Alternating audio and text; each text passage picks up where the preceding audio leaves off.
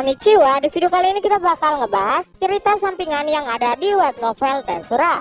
Tapi sebelum lanjut ke videonya, buat teman-teman semua yang baru bergabung atau baru mampir ke channel ini, bisa bantu channel ini dengan cara klik tombol like, tombol subscribe juga nyalain loncengnya, agar kedepannya video-video di sini juga semakin membaik lagi. Dan kalau ada salah dalam penyampaiannya, mohon dimaafin. Ya udah nggak usah lama-lama, kita langsung aja yuk gas ke videonya. Cerita dimulai. Hari-hari seperti biasa, Suna dan Sion lagi berebut Rimuru yang lagi ada dalam wujud slime. Diablo pun saat itu datang kepada Rimuru dan bertanya, apakah Tuan Rimuru lagi baik-baik aja? Ini karena Diablo saat itu melihat Rimuru seperti sedang kesulitan. Diablo pun kemudian berpikir, mungkin ini merupakan salah satu strategi besar dari tuannya. Ya, padahal Rimuru saat itu nggak mikirin apapun. Diablo bilang kayak gitu karena saat itu tuh Rimuru nggak dalam tubuh aslinya, tapi Rimuru memindahkan kesadaran tiruan yang bisa mengambil tindakan sendiri. Dengan aktifnya skill multiple parallel existence, Rimuru bisa membagi tubuhnya dan saling berinteraksi. Nah, simpelnya tuh kayak jurus Kage Bunshin-nya Naruto. Diablo pun makin mengagumi Rimuru. Rimuru pun pada akhirnya bisa melarikan diri dari Suna dan Sion dengan berpindah ke tubuh kloningnya. Dan tubuh kloningnya ini bahkan mirip seperti aura manusia. Jadi kalau Rimuru lagi jalan-jalan, gak ada orang yang menyadari bahwa dirinya adalah salah satu dari Raja Iblis. Dan berkat ini, Rimuru pun akan berpartisipasi dalam pengembangan sihir dan sen yang diadakan di Ingrasia. Dia pun menuju ke sana. Di sana, Rimuru pun disambut dan diajak ke bagian kelas tinggi. Namun tiba-tiba ada orang yang menghalanginya. Rimuru ngerasa orang itu pasti salah paham. Intinya si Rimuru itu dikira bocil. Ini karena Rimuru saat itu mengubah penampilannya sebagai anak berusia 15 tahun dengan rambut hitam. Rimuru pun nanya kepada orang itu, ada perlu apa? Apakah diriku telah melakukan kesalahan? Nah, orang itu pun pada akhirnya berkata, kami punya banyak penumpang sepertimu. Mungkin orang tuamu akan khawatir dengan keberangkatanmu. Tapi kami akan memastikan kamu sampai Ingrasia dengan selamat. Dia pun kemudian tersenyum pada Rimuru. Dia sebenarnya merupakan salah satu petualang peringkat B. Melihat respon yang baik dari semuanya, Rimuru pun sangat senang dengan pendidikan di sana dan segera menaiki pesawat ke Ingrasia. Kenapa nggak pakai teleport aja? Mungkin Rimuru tuh mau nostalgia kali ya. Kalau ada yang susah, kenapa harus pakai yang mudah? Dengan menaiki pesawat, nggak bakalan ada yang bisa melacak Rimuru menggunakan jejak sihirnya, termasuk semua bawahannya. Di sisi lain, Diablo terus mencari Rimuru, dan di sini Diablo berusaha menebak apa yang sebenarnya ingin dilakukan oleh tuannya.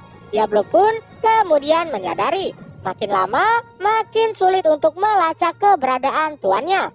Diablo pun kemudian memanggil Moss dan berkata kepada Moss, kalau Tuan Rimuru nggak bisa dideteksi olehnya. Intinya mereka tuh lagi diskusi apa yang sebenarnya dilakukan oleh tuan mereka. Diablo juga berpikir untuk meminta Suna memprediksi tujuan dari tuannya. Tapi dia tuh nggak bisa bertanya karena saat itu Suna dan Sion masih berdebat tentang siapa yang akan merawat Rimuru. Diablo pun pada akhirnya meninggalkan tempat itu. Di sisi lain, Rimuru ternyata lagi bersantai di dalam pesawat. Rimuru pun kemudian berpikir bahwa kerajaan Ingrasia telah mengajarkan budaya dan etika sosial pada para bangsawan. Sedangkan Akademi Investigasi Sihir dan Sen telah berfokus pada penelitian untuk menciptakan teknik baru setiap harinya. Dan tidak ada batasan usia untuk bisa masuk ke sana. Makanya saat ini Rimuru datang dengan sistem pertukaran pelajar. Intinya Rimuru tuh mau memantau perkembangan dunia. Namun tiba-tiba ada keributan dari orang yang bernama Julius. Dia keberatan diberi kursi di dekat orang miskin. Rimuru pun melihat kejadian itu. Gak lama ada orang berambut merah yang berkata, sudah hentikan hal itu. Miskin atau kaya tidak akan mempengaruhi keterampilanmu. Julius pun marah dan mulai berkata kasar. Keributan pun mulai terjadi dan datanglah si botak yang meredahkan keributan. Nah, si botak ini ternyata merupakan salah satu guru di sana. Pada awalnya Rimuru tuh mikir pasti bakalan aman-aman aja, karena seorang guru pasti bersikap adil kepada seluruh muridnya. Tapi si botak yang satu ini malah melakukan diskriminasi dan bersikap baik hanya pada Julius doang. Rimuru pun mulai sangat kesal sama si botak satu ini. Sebenarnya Rimuru tuh bisa aja ngusir mereka semua, tapi takutnya identitas Rimuru nantinya bisa kebongkar. Makanya dia tuh nggak ngelakuin hal itu. Dan gak lama muncullah seseorang yang duduk di sebelah Rimuru. Mereka pun berkenalan. Ternyata orang itu adalah siswa tahun keempat di Akademi Investigasi Sihir dan Sains yang bernama Magnus. Rimuru pun memperkenalkan namanya sebagai Satoru. Mereka pun mulai akrab dan saling bercanda. Namun tiba-tiba ada orang yang menghampiri mereka bernama Rosari. Nah, si cewek yang bernama Rosari kemudian berkata kalau sikap Rimuru pada Magnus sangat kurang ajar. Coba aja lu tahu kalau dia tuh Raja Iblis. Saat Rimuru ingin berbicara pada si cewek songong itu, dia malah bilang Rimuru nggak pantas berbicara padanya dan meminta Rimuru untuk segera pindah ke kursi lain. Ini tuh bikin Rimuru sangat kesal. Rimuru pun bilang dia tidak berencana untuk menyerahkan kursi itu pada siapapun. Rosari pun berkata, kamu akan menyesalinya, dan kemudian pergi. Rimuru pun heran, kenapa ada beberapa orang yang gak tahu sopan santun di sini. Mereka tuh udah kayak anak-anak bermasalah, tidak seperti murid yang bernama Magnus. Di sisi lain, setelah lama berpikir, Diablo pun langsung bergegas menuju seseorang yang pasti tahu tentang keberadaan dari tuannya Rimuru. Yaps, orang itu ada di ruang kendali informasi, yang tidak lain adalah Zoe. Sokka yang ada di sana bertanya apa keperluan dari Diablo. Diablo pun berkata, "Kufufu, saya ingin berbicara dengan Zoe." Namun Sokka tidak mengizinkannya. Diablo pun berkata, "Apa maksudnya itu? Jangan katakan kau berencana untuk menyingkirkanku." Dengan senyumannya, Diablo pun mulai mengintimidasi. Dan tiba-tiba ada orang yang berkata, "Hentikan hal itu, Diablo. Jika kau ingin bertemu denganku, silakan masuk saja." Ternyata itu berasal dari Zoe. Diablo pun langsung masuk ke dalam dan menemui Zoe. Zoe langsung bertanya apa yang Diablo mau. Diablo berkata, "Kufufu, itu mudah. Di mana Tuan Rimuru sekarang?"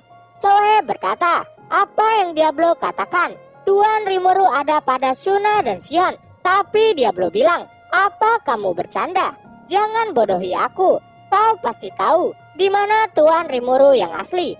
Ketika Diablo mengatakan hal ini, Zoe pun menatap Diablo. Meski itu tuh cuma percakapan simpel, tapi udah kayak ahli strategi tempur yang mempertahankan kedudukan masing-masing. Diablo bakalan terus ngikutin Zoe kemanapun Zoe pergi, sampai Zoe memberitahu di mana keberadaan Rimuru. Ya elah, terniat banget. Dan dengan adanya hal itu, pasti akan menjadi penghalang saat Zoe sedang menjalankan tugasnya. Dan kalau Zoe mau nipuin Diablo, itu nggak bakalan mudah, karena Diablo bukan orang yang bisa ditipu. Diablo pun kemudian berkata, "Ayolah, atau kau ingin aku selalu mengikutimu?"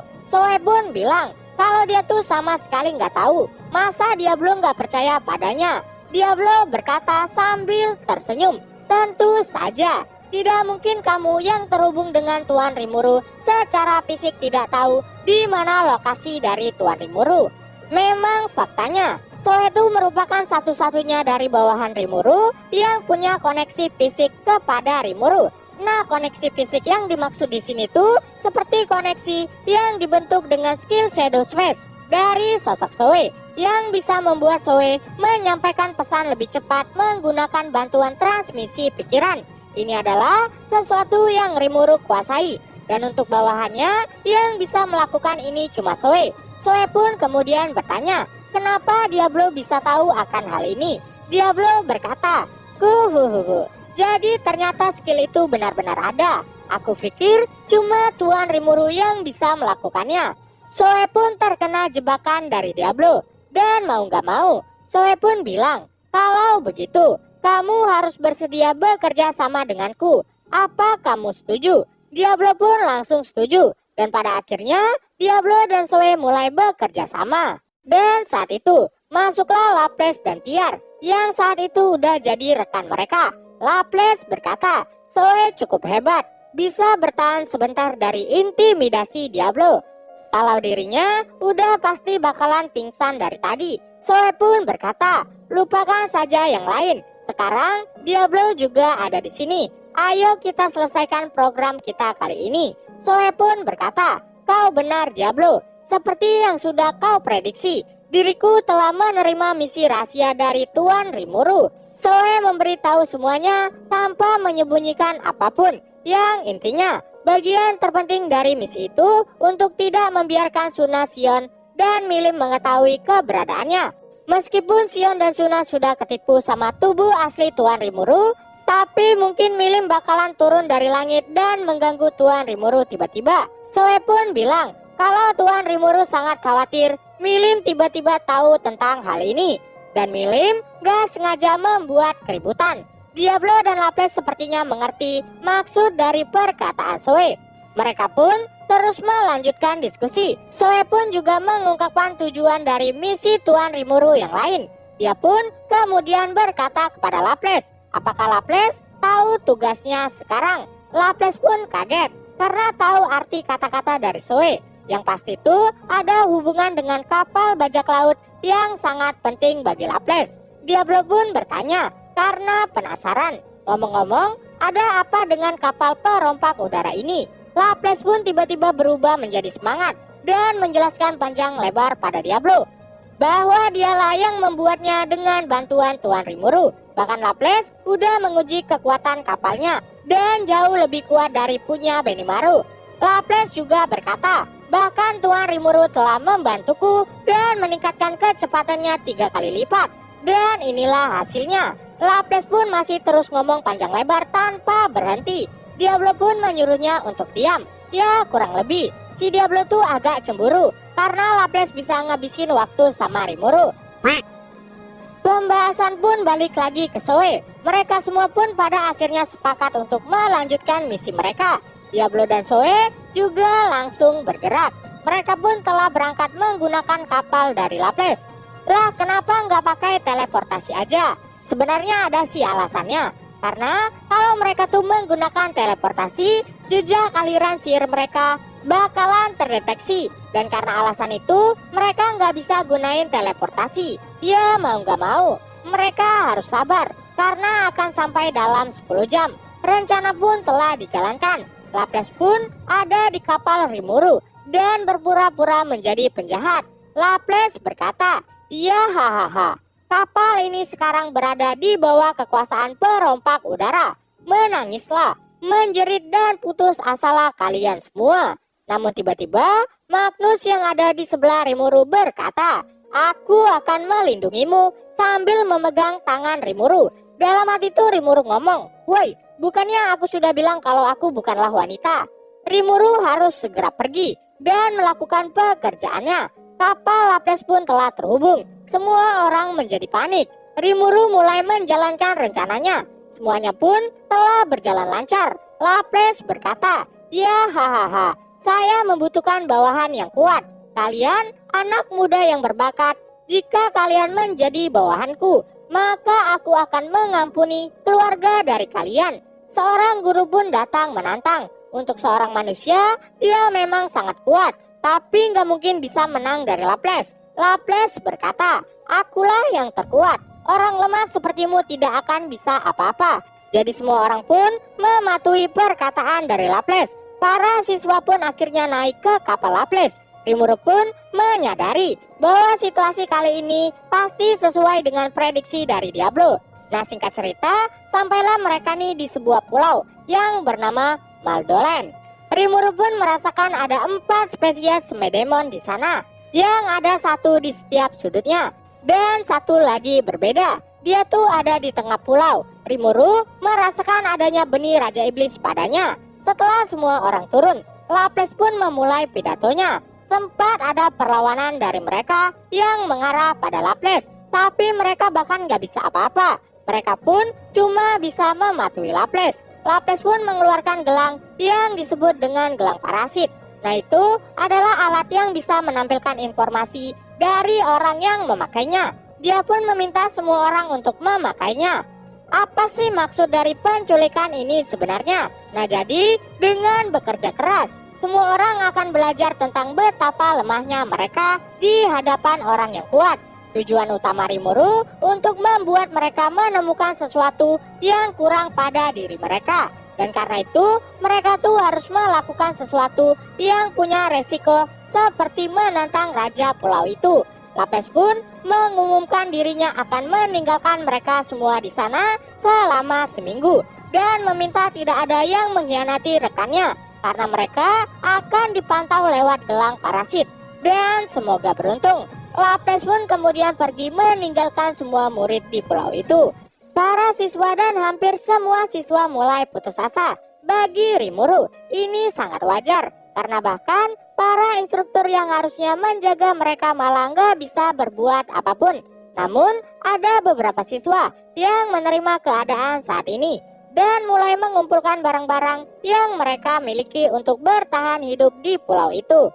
Salah satu instruktur yang merupakan dokter ternyata bisa menggunakan skill dari Space Storage.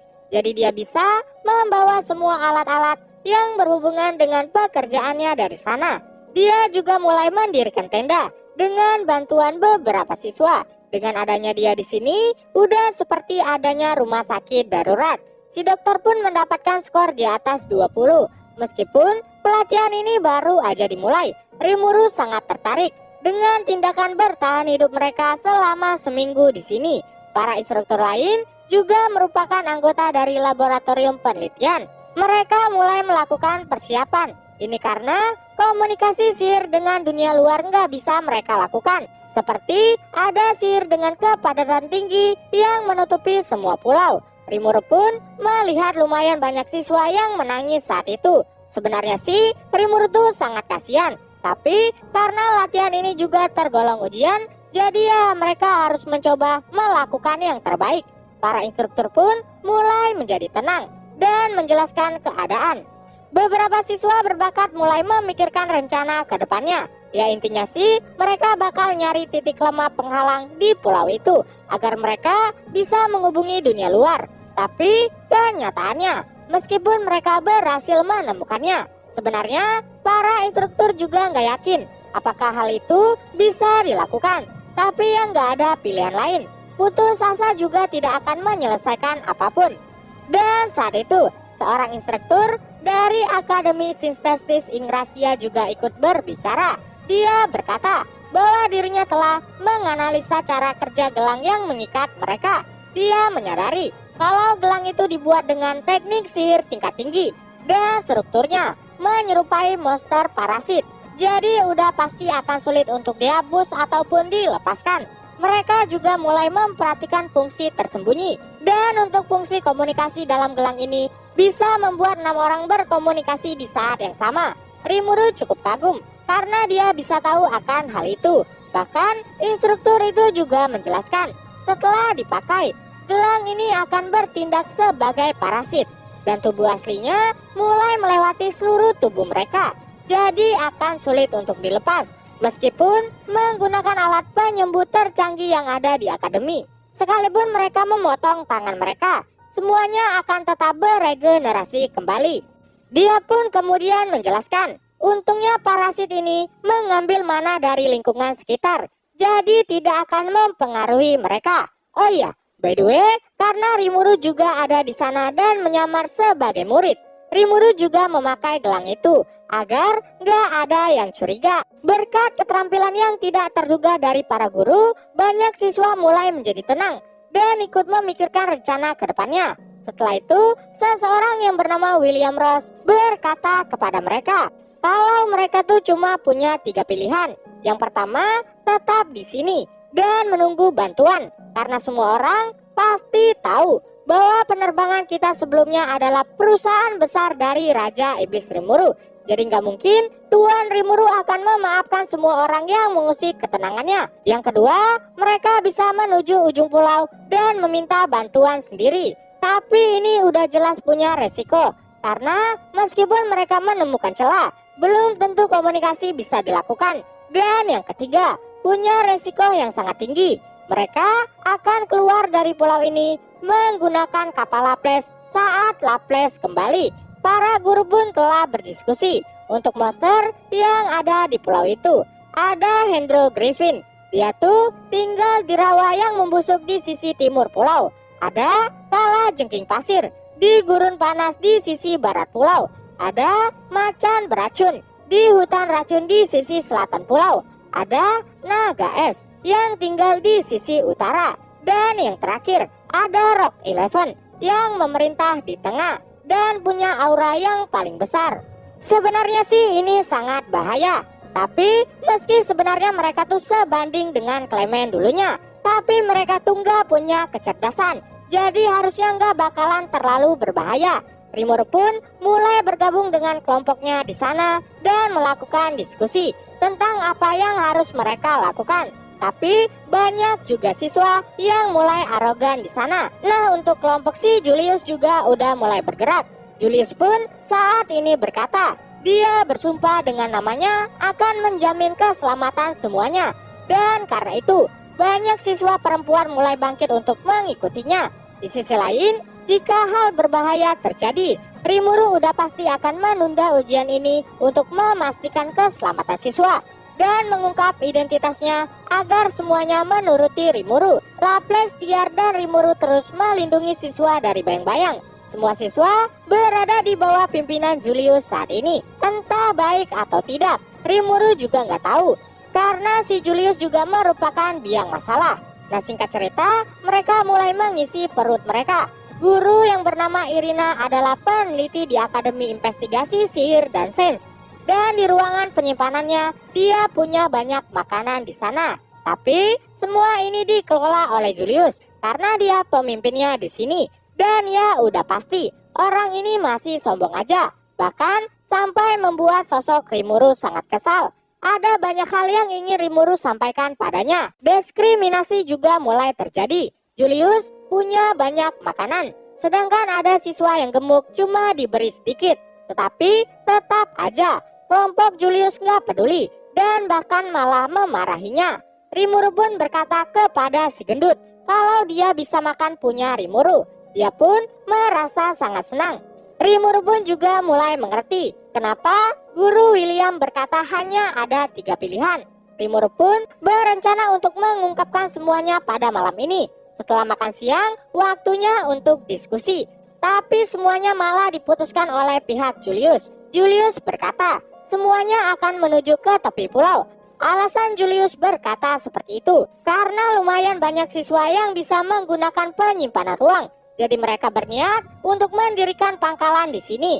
Saat itu ada kesatria pendamping Julius yang bernama Clark.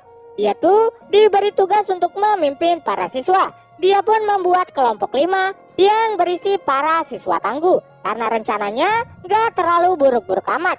Jadi siswa lain seperti Magnus juga mulai mengikuti rencana itu. Rimuru pun sadar mental mereka telah meningkat dan Rimuru akan terus mengawasi mereka. Tapi Rimuru merasa lebih baik mereka melakukannya dengan kerjasama. Tapi ya sudahlah, saat ini 5 tim pun berhasil dibuat dan 5 anggota di setiap timnya juga udah ada. Selama pengamatan dari Rimuru, Rimuru menyadari ada beberapa kelompok yang gak dihargai. Tapi karena mereka gak mempermasalahkannya, Rimuru pun membiarkannya. Mereka pun mulai masuk ke dalam hutan. Dan untuk tim yang masuk ke dalam hutan dipimpin oleh George. Mereka pun berencana untuk mencari sumber air. Dan akhirnya mereka pun menemukannya. Rimuru berkata, ya hahaha, memancing di sini adalah yang terbaik. Mereka pun kemudian melakukan tes apakah air itu layak untuk diminum. Sebenarnya sih ada sedikit racun dan serangga magis parasit. Tapi untungnya mereka bisa mengatasi hal itu. Di sana ada siswa yang bernama Marcia. Dia tuh ahli menggunakan skill Space Expansion. Ini tuh merupakan versi kecil dari penyimpanan ruang. Dengan adanya ini membuktikan bahwa Marcia punya potensi. 2 siswa lain juga mulai memurnikan air dengan sihir mereka. Dan Marcia terus mengambil persediaan air. Mereka pun kemudian berkata kepada Rimuru, apakah Satoru bisa mencari makanan di sekitar sini? Rimuru pun kemudian melakukan tugasnya, tapi nggak ada satupun yang tahu apa yang dilakukan Rimuru. Sampai pada akhirnya mereka pun bertanya, dan Rimuru pun menjawab bahwa hal yang dilakukannya adalah memancing, sambil berkata dirinya akan menangkap beberapa ikan untuk makan malam. Saat ini Rimuru baru aja menangkap 30 ekor. Mereka pun mulai tertarik dengan memancing karena mereka tuh belum pernah melakukan hal seperti itu. Rimuru pun mengajarinya. Bahkan siswa yang bernama Marsha sangat bersemangat. Rimuru pun terus memberikan saran, dan pada akhirnya mereka nggak hanya mengamankan persediaan air, bahkan berhasil mendapatkan 104 ikan. Dan saat mereka kembali, poin mereka meningkat sangat tinggi. Sial pun saat itu berkata, semuanya persis seperti perhitungan Tuan Rimuru, yang mana setelah aktivitas hari ini, orang yang kena diskriminasi akan dilihat dengan baik. Bahkan Marsha punya bakat sihir yang akan sangat membantu. Tim Rimuru pun mulai menemukan buah-buahan segar, tapi ternyata itu beracun, jadi nggak mereka ambil. Mereka juga udah mencoba untuk berburu, tapi itu sangat sulit karena mereka nggak punya peralatan yang bagus. Untungnya kelompok lain mengakalinya dengan sebuah perangkap. Tim lain juga udah mencari tanaman yang bisa mereka makan. Mereka semua berjuang mati-matian untuk mencari bahan makanan, dan hasilnya ternyata kelompok Rimuru punya hasil terbaik dibandingkan tim lain. Banyak siswa yang gak terima hal ini. Untungnya George menekan mereka. Semua orang pun dikejutkan karena tingkat poin mereka lebih tinggi daripada tim lain. Tim lain bahkan terus bertanya apa yang sebenarnya mereka lakukan. Tim Rimuru pun mulai menjelaskan secara rinci tentang kegiatan mereka hari ini. Di sisi lain, 15 tenda telah didirikan. Seorang guru kemudian berkata agar semua siswa menyimpan barang yang tidak boleh basah di dalam tenda. Rimuru pun berpendapat mungkin mereka akan menggunakan tenda untuk ruang penyimpanan juga. Tapi ada juga tenda untuk anak-anak bangsawan yang sangat sombong. Rimuru makin kesal karena itu benar-benar nggak adil. Tim Rimuru pun mulai bekerja sama untuk memasak. Sesi makan pun akhirnya telah selesai. Rimuru pun kemudian bertanya, gimana penjelajahan hari ini? Magnus pun bilang, ini lebih baik daripada yang dia kira. Dan begitulah, monster yang kuat mungkin akan keluar. Jadi mereka juga harus berjaga-jaga. Namun di malam itu, tiba-tiba Rimuru merasakan kehadiran sihir tidur yang aktif saat itu. Rimuru pun segera menipiskan kesadarannya untuk berpura-pura terkena sihir itu. Karena pada dasarnya, sihir itu nggak mungkin bisa bekerja pada Rimuru. Saat semuanya udah tertidur, Rimuru mendengar suara yang isinya, Tuan Satoru, apakah kamu ada di sana? Rimuru pun menjawab panggilan itu dan keluar dari tenda. Ternyata itu adalah William yang sebelumnya bilang cuma ada 3 pilihan. Tiba-tiba William berlutut, seolah dia tahu siapa yang ada di hadapannya. Rimuru pun berkata, ternyata kamu sudah menyadarinya. William pun kemudian berkata bahwa dia sudah menyadari, tapi karena Tuan Soe-nya meminta untuk merahasiakannya, William pun berpura-pura tidak tahu. Dan dari sini sebenarnya juga terungkap, William ini merupakan salah satu dari mata-mata Soe, atau lebih tepatnya bawahan langsung dari Sokka. Dan semua mata-mata yang mengintai di setiap negara mulai bergerak tepat saat Rimuru memintakan Soe untuk menyelidiki akademi.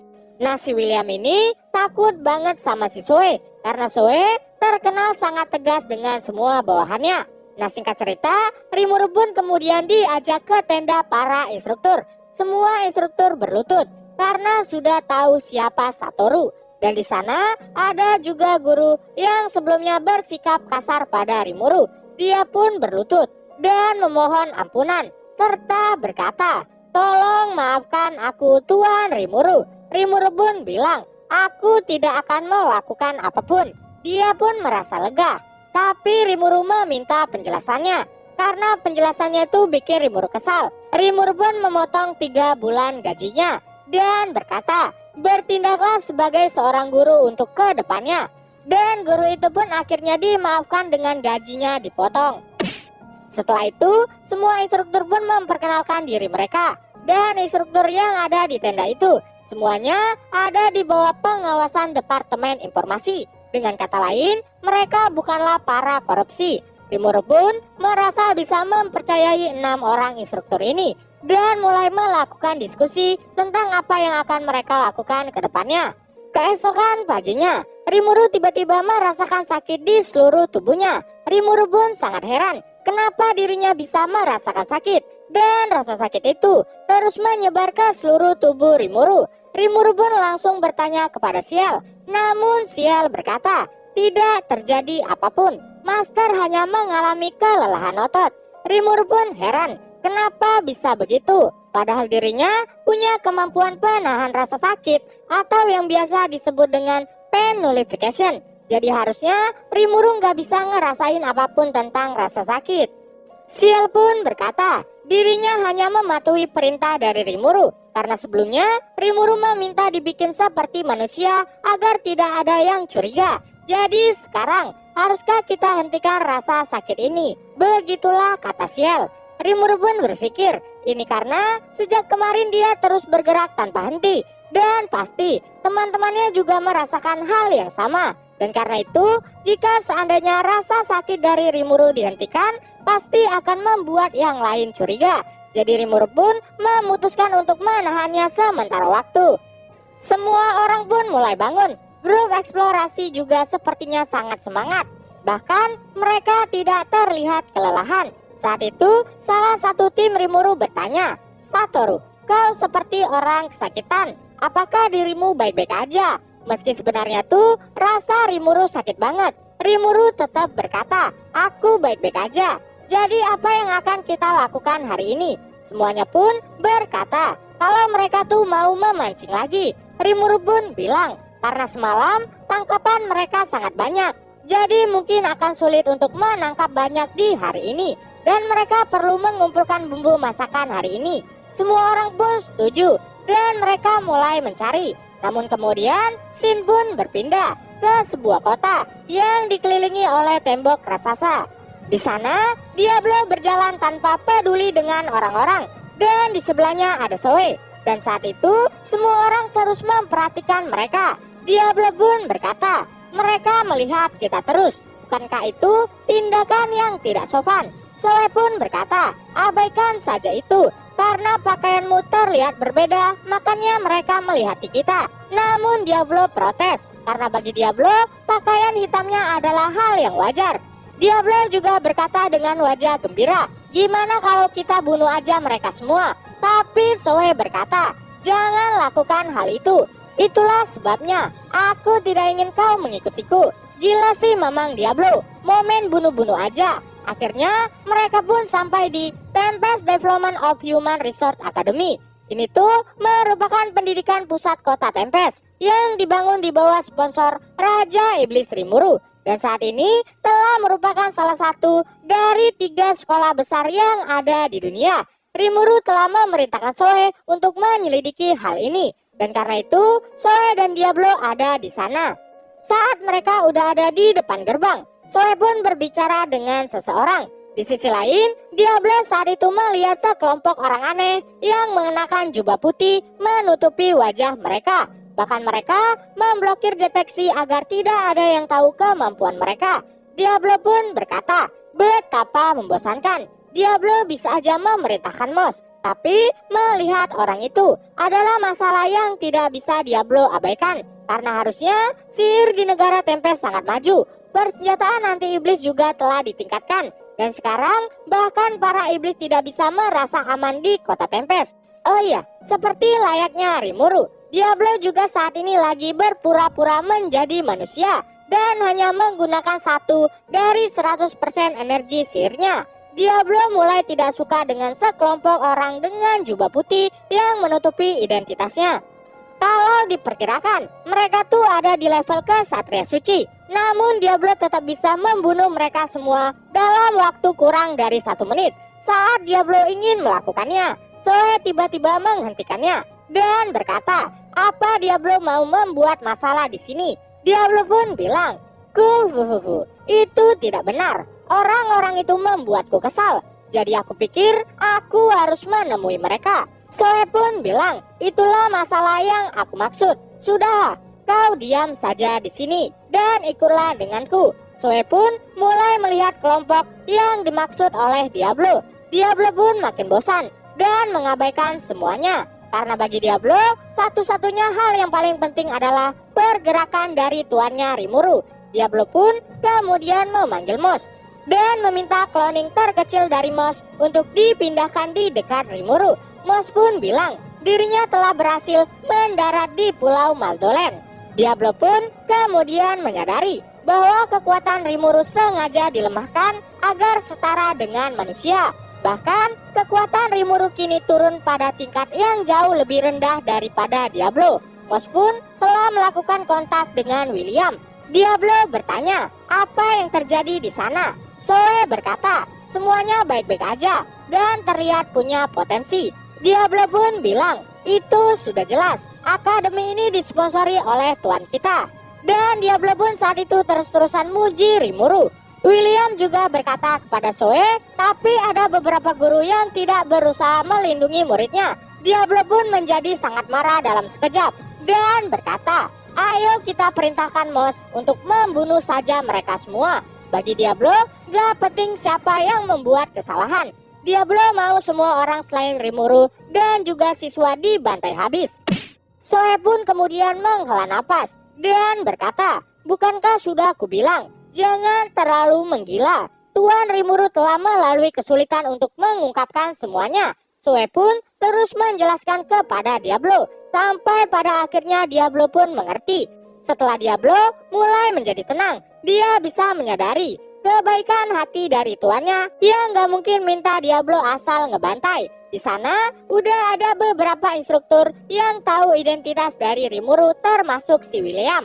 Dan karena di sana udah seperti pelatihan serta ada poin-poinnya, Diablo pun bertanya, bagaimana jika seandainya William tidak memiliki penilaian yang baik? Zoe pun berkata, jika seandainya itu memang terjadi, maka kita harus membunuh mereka semua termasuk William. Karena Zoe merasa itu adalah kesalahan, meskipun pada dasarnya William adalah bawahannya. Diablo sangat menyukai jawaban dari Zoe. Karena itu mereka pun menyerahkan sisanya kepada tuannya Rimuru. Itulah jawaban yang mereka pilih. Diablo dan Zoe mulai masuk melewati gerbang Akademi Pengembangan Sumber Daya Manusia. Diablo dan Zoe pun kemudian dibawa ke kantor. Diablo pun mengerti tindakan dari Zoe yang menghentikannya sebelumnya adalah benar. Jika seandainya tuannya ingin menyelamatkan semua orang, Diablo selalu merasa bahwa perannya adalah menghukum orang lain. Namun jika ada kemungkinan kecurangan di akademi, itu juga merupakan tugas dari Diablo untuk mengawasinya. Mereka perlu meningkatkan keamanan di akademi serta mencegah adanya korupsi atau penyembunyian dana. Ini juga merupakan cita-cita yang telah ditetapkan oleh tuannya Rimuru. Dan bagi Diablo, jika ada yang mencoba untuk merusak akademi, mereka harus dimusnahkan. Dan saat itu, pemimpin akademi mulai menjelaskan situasi yang ada di sana. Sekedar info, sang pemimpin ini juga merupakan salah satu goblin awal yang telah berevolusi setelah dinamai oleh Rimuru. Jadi nggak mungkin dia akan mengkhianati Rimuru. Zoe pun kemudian memeriksa semuanya. Diablo pun mulai mengamati apakah ada kebohongan dari kata-kata si pemimpin. Semuanya pun berjalan lancar sampai pada pertanyaan terakhir. Zoe pun berkata, kenapa ada beberapa guru yang bersikap sombong kepada siswa? Setelah mendengar hal ini, wajah pemimpin mulai bingung. Diablo pun tersenyum dan berpikir, Zoe bisa diandalkan Tuan Rimuru karena dia memang hebat dalam memprediksi hal ini. Sang pemimpin pun saat itu berkata, masalah ini memang sangat menggangguku. Dia pun kemudian menjelaskan, ada sistem pertukaran siswa dan ada sistem pertukaran guru. Dan karena itu, para guru bangsawan dari Akademi Ingrasia sering menindas siswa yang bukan bangsawan. Dan mereka inilah yang membawa orang berjubah putih sebagai penjaga. Soe pun mulai marah. Pemimpin juga menjelaskan bahwa mereka masih bersikeras mengajari siswa tentang bagaimana cara bersikap baik pada para bangsawan. Ini karena masih ada kerajaan yang mempertahankan kelas bangsawan. Namun untuk segi korupsi belum ada buktinya. Diablo merasa itu adalah hal yang sulit bagi si pemimpin. Makanya dia selama ini tetap diam. Tadinya Diablo memang ingin membunuh semuanya. Tapi sekarang pola pikirnya jadi berubah. Jika seandainya Diablo melihat musuh, dia harus mencari tahu apa yang mereka pikirkan agar bisa mengusir mereka sepenuhnya dan memberantas akar masalah. Sang pemimpin pun juga bilang, orang berjubah putih memiliki kemampuan yang sangat luar biasa dan lebih kuat daripada para guru tempur di sekolah. Setelah mendengar banyak penjelasan, Diablo pun mulai yakin akan keberadaan musuh. Diablo senang. Sebelumnya dirinya tidak jadi menghabisi mereka semua karena mereka udah pasti musuh. Tapi apa sebenarnya tujuan mereka? Apakah mereka ingin membuat siswa lebih baik atau untuk merusak para siswa? Diablo pun langsung membuat prediksi dan menemukan beberapa hasil. Diablo pun bertanya, di antara para guru yang dikirim dari Akademi Ingrasia, apakah ada di antara mereka yang mengajukan permintaan terkait pengiriman personel? Sang pemimpin pun tidak ingat pernah menerima permintaan seperti itu. Tapi ada kemungkinan permintaan itu telah dibuat. Begitulah ucapnya. Diablo pun tersenyum dan berterima kasih. Soe pun kemudian bertanya, apakah Diablo menyadari sesuatu? Diablo pun berkata, iya, tapi dia nggak tahu siapa yang ada di balik semua itu. Setelah itu, Soe dan Diablo pun pergi meninggalkan akademi dan menuju bandara. Soe pun mengikuti Diablo. Dia pun berkata, oi Diablo, apakah kamu akan memberitahuku yang sebenarnya?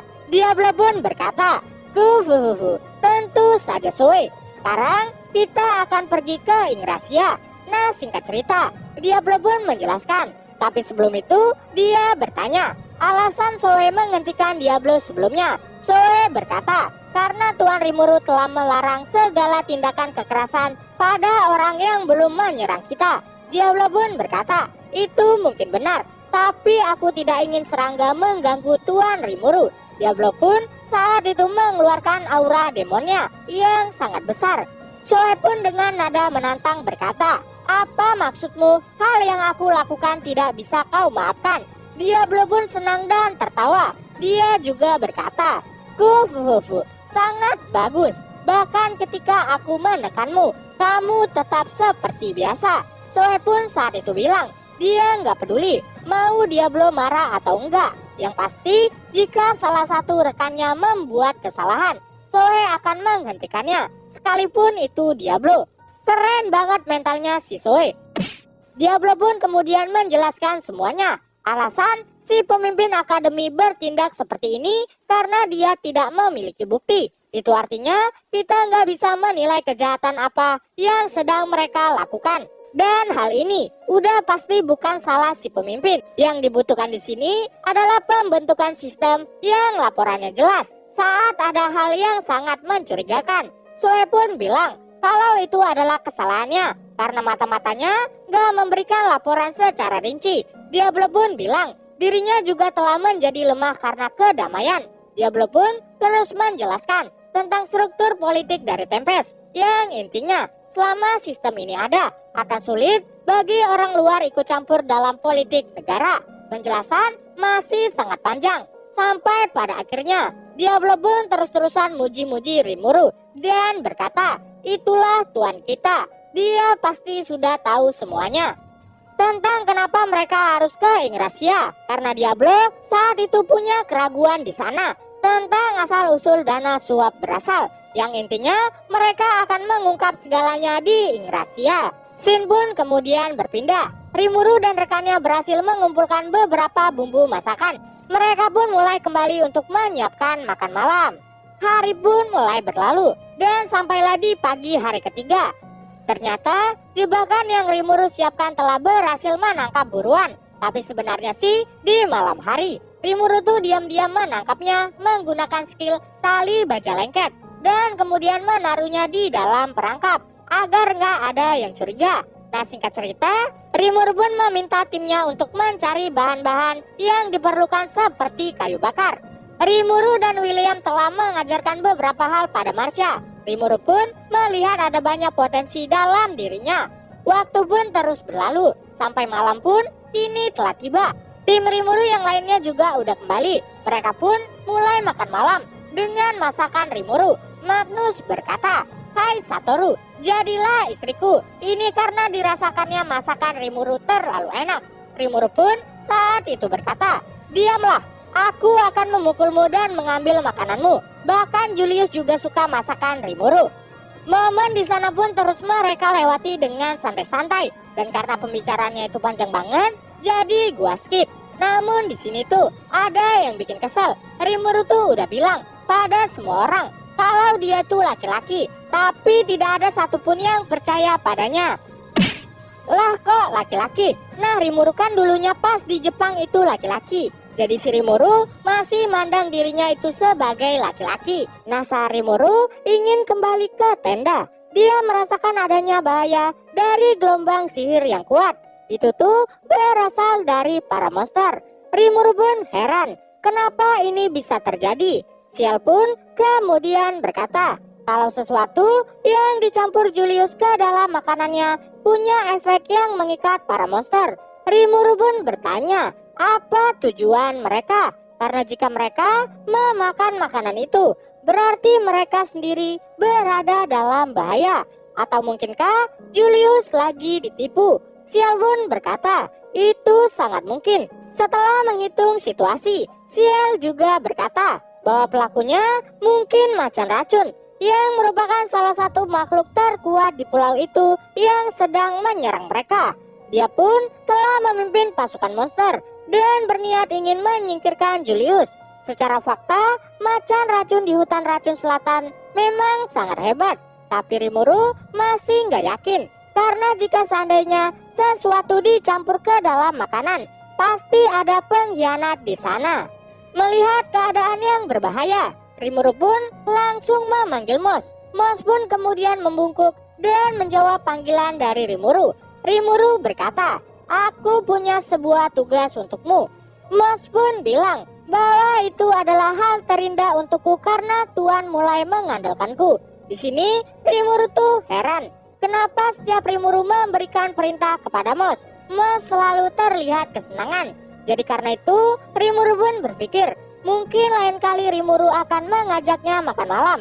Rimuru pun bilang, bisakah Moss melindungi semua orang dari monster yang akan datang kemari? Karena saat itu Moss pun menjawab bahwa itu adalah hal yang sangat mudah. Rimuru pun minta dia segera bergerak, tapi jangan sampai keberadaan Moss diketahui oleh yang lain.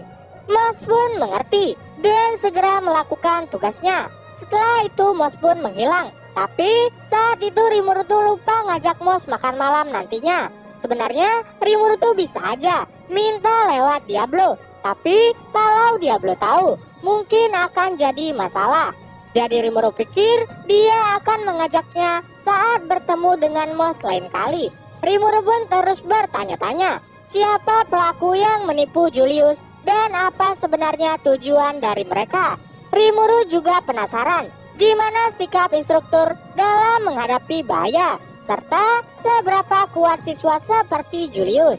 Rimuru akan menggunakan kesempatan ini untuk melihat semuanya. Gak lama terdengarlah raungan monster yang sangat ganas. Shin pun kemudian berpindah menampilkan Diablo Soe yang ada di kerajaan Ingrasia.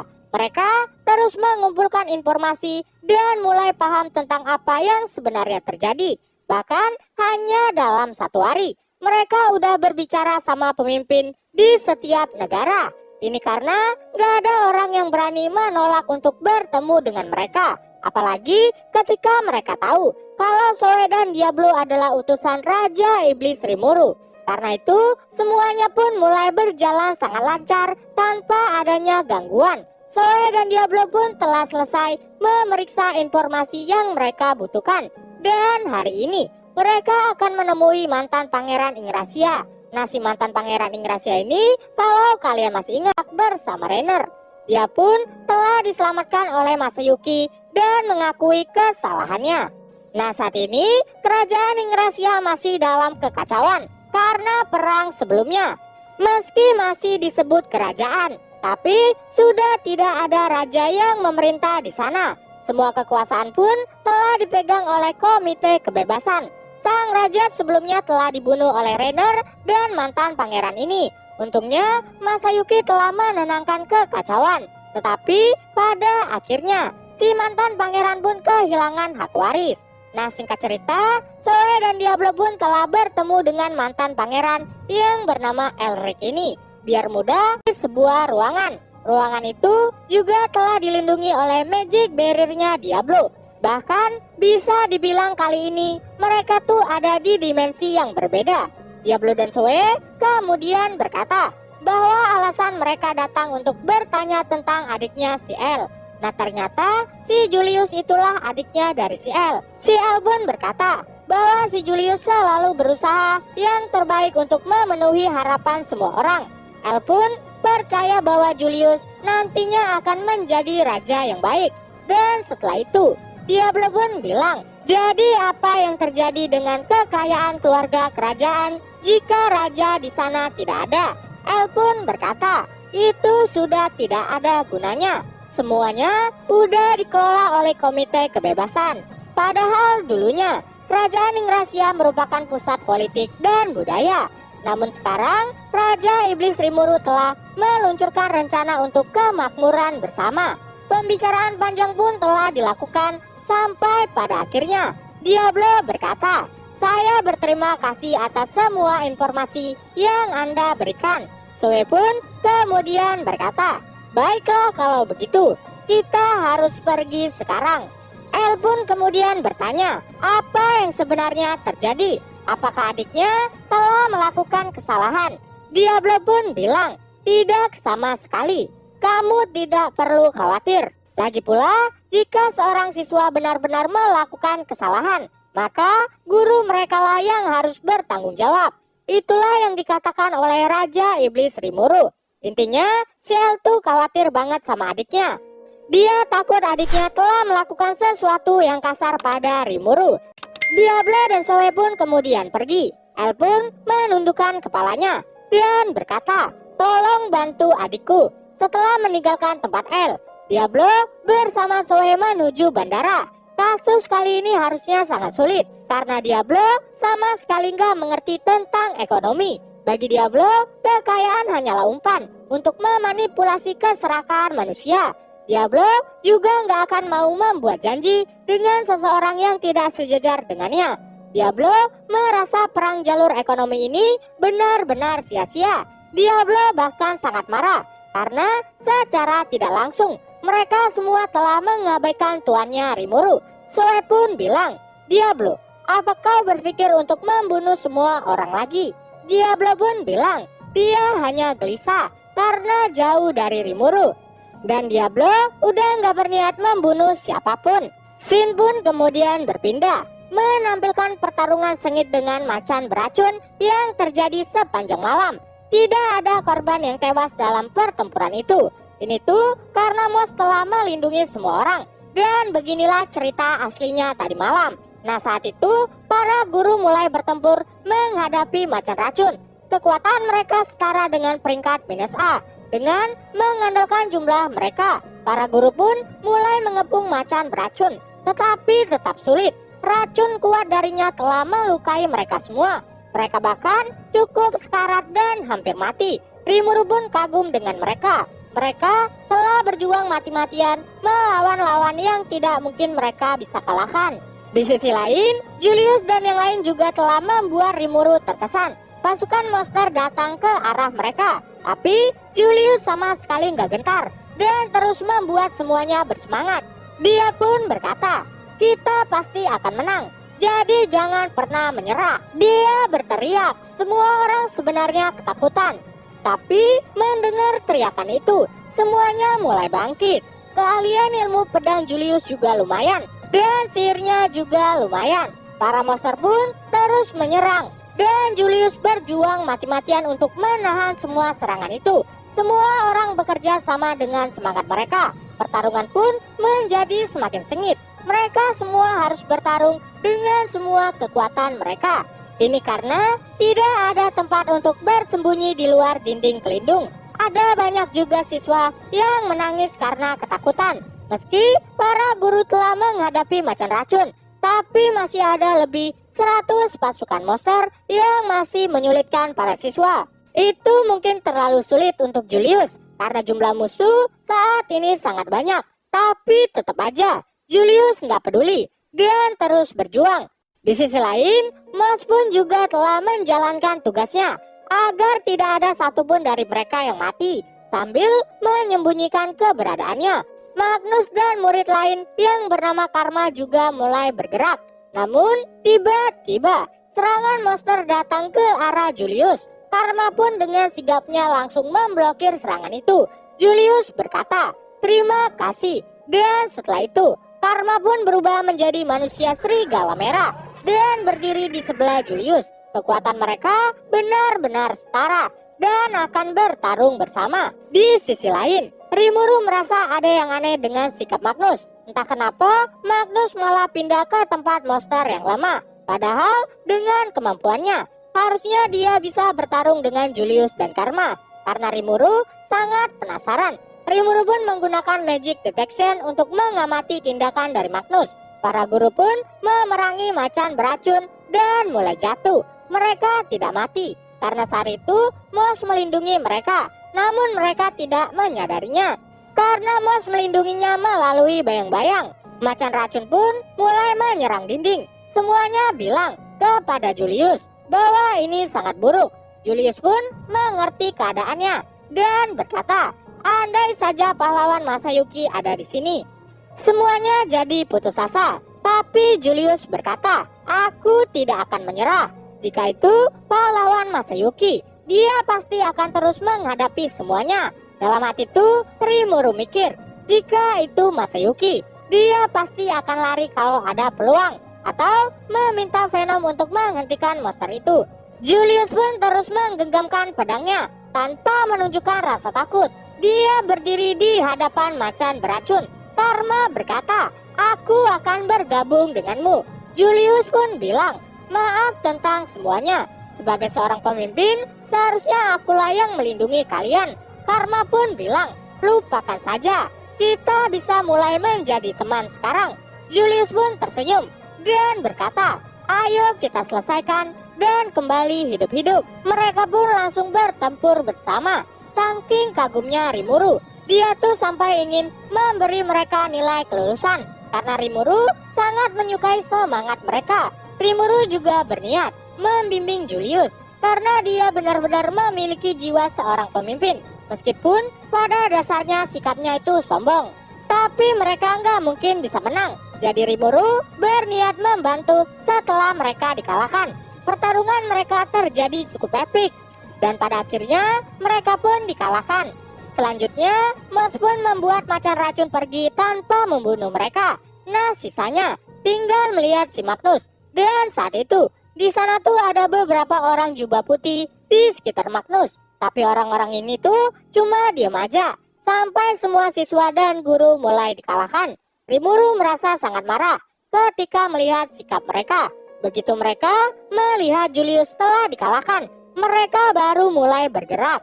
Dua sosok berjubah putih menunjukkan kekuatannya yang lebih dari para instruktur. Satu lagi mulai mengaktifkan penghalang. Magnus berkata, jangan khawatir, aku akan melindungi kalian semua. Dia pun kemudian pergi sendirian untuk menghadapi macan beracun. Magnus percaya kalau dia bakal menang. Dan benar aja, saat dia bertarung, kekuatan Magnus telah melampaui rank A. Jadi dia bisa mengusir macan racun dengan mudah. Bahkan Magnus belum menunjukkan potensi penuhnya. Disinilah terbukti bahwa Magnus dan yang lain telah menipu Julius. Yang mana Cloud adalah orang yang memasukkan sesuatu dalam makanan Julius. Padahal dia tuh adalah orang kepercayaan dari Julius. Setelah semua selesai, seorang wanita yang tidak lain adalah Irina muncul dan memberikan dua pilihan. para siswa bisa mematuhi mereka dan bekerja sama, atau terus hidup di sini selamanya.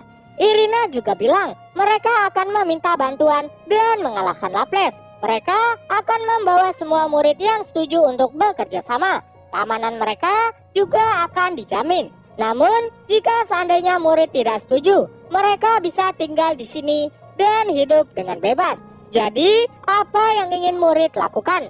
Oh iya, gue lupa bilang. Nah, para pengkhianat mulai mengungkap identitasnya karena mereka mengira Julius dan para guru serta murid yang lain telah mati. Dan saat itu, muncullah dua instruktur dari tenda yang melindungi para siswa. Mereka bertanya siapa Irina dan rekannya sebenarnya. Irina menjawab, kami adalah aliansi emansipasi kemanusiaan. Tujuan kami untuk menghentikan dominasi Raja Iblis untuk memenangkan masa depan kami sendiri. Rimuru pun mulai mengatur rencana karena organisasi ini sangat berbahaya. Soalnya mereka tuh bergerak dari bayang-bayang. Saat itu Magnus pun bilang, aku adalah anggota Ksatria Glory, salah satu faksi dalam aliansi emansipasi kemanusiaan. Intinya, mereka ini adalah orang-orang yang menentang kebijakan Raja Iblis Rimuru. Padahal, si Rimuru tuh ada di depan mereka. Irina pun kemudian berkata, kami akan memberikan kalian waktu untuk berpikir. Magnus pun telah menciptakan penghalang di sekitar area untuk mencegah para monster. Rimuru pun bilang, Magnus, jadi kau menipu semua orang. Magnus pun bilang, maafkan aku Satoru karena telah melibatkanmu dalam semua ini. Rimuru pun bilang, apa kau merasa bahagia telah membunuh yang lain? Magnus pun berkata, tidak, tapi dia harus melakukannya karena mereka menghalangi jalannya. Rimuru pun bilang, Magnus, kau membuatku marah. Ingatlah kata-kata ini saat kita bertemu lagi. Magnus gak mengerti maksud Rimuru, jadi dia diam aja. Kelompok Magnus pun kemudian meninggalkan siswa sendirian. Dan begitulah malam panjang berakhir. Rimuru merasa aliansi mereka cukup berani karena telah membidik Tempest yang ada di bawah kendali dirinya. Tapi lupakan aja, jika mereka mencari ribut sama Rimuru, satu-satunya yang akan Rimuru lakukan memusnahkan mereka dalam permainan mereka. Dan untuk musuh, Magnus punya kekuatan yang setara dengan kesatria sihir peringkat tinggi. Dan dengan kekuatan manusia, bisakah Rimuru melawannya? Rimuru pun bilang, dia pasti menang. Bahkan jika lawannya adalah Clement sekalipun. Dalam wujud seperti ini, Rimuru tetap bisa menang. Tapi Rimuru merasa Rimuru tidak perlu mengalahkan mereka, karena Rimuru akan memberikan Julius dan yang lainnya kesempatan untuk membalaskan dendam mereka. Waktu telah berlalu. Saat Rimuru lagi sendiri, William pun datang pada Rimuru. William berkata, semua orang telah sembuh karena ramuan dari tuanku. Rimuru pun bilang, yang melindungi kalian adalah Moss. Moss pun muncul karena panggilan Rimuru. Moss pun bilang kepada William, senang bertemu denganmu. Saya adalah ajudan dari Testarossa dan merupakan rekan kerja Diablo, serta pengikut setia Tuan Rimuru.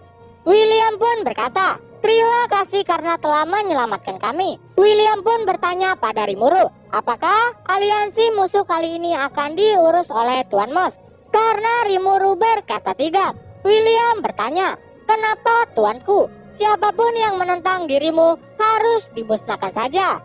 Memang Rimuru akan memusnahkan musuh yang mengusiknya, tapi Rimuru gak mungkin membunuh semua orang yang bertentangan dengannya. Rimuru pun bilang bahwa dirinya akan menghancurkan mereka jika mereka menghancurkan kota atau membunuh orang.